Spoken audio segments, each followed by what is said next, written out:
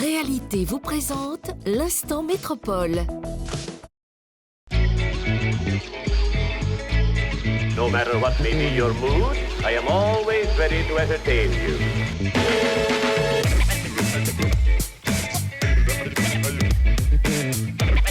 Un service juridique est en charge d'évaluer, de prévenir et de gérer les risques juridiques liés à une activité.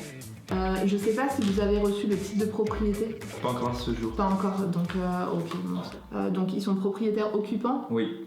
Alors la mission juridique première, ça va être une gestion administrative de la société. À chaque projet immobilier identifié, on va créer une société dédiée pour porter l'opération immobilière. Et on va porter cette société jusqu'à la fin de l'opération immobilière, c'est-à-dire une fois que tous les logements sont achevés et vendus.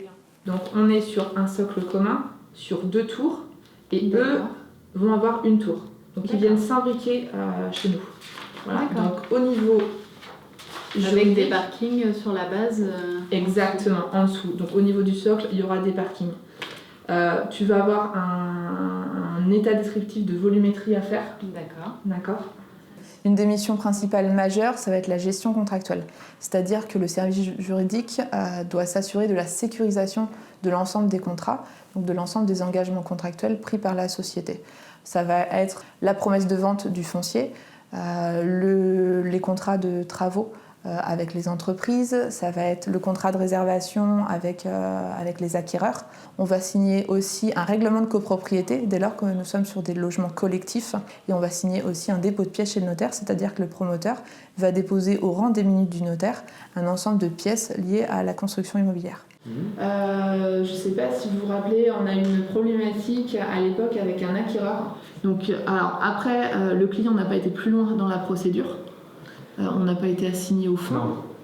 En fait, monsieur, donc l'expert judiciaire, a complété son référé préventif. Le voisin était parti à la procédure déclarative, bien sûr que oui. Oui, il était. Alors, il peut avoir des litiges avec les voisins qui peuvent estimer qu'ils ont été lésés dans leur propriété ou par rapport à des critères, par exemple, tels que la perte d'ensoleillement liée à la construction de l'immeuble. On peut avoir aussi des litiges avec des entreprises, un non-respect du planning travaux. Il peut y avoir des problématiques aussi avec les acquéreurs.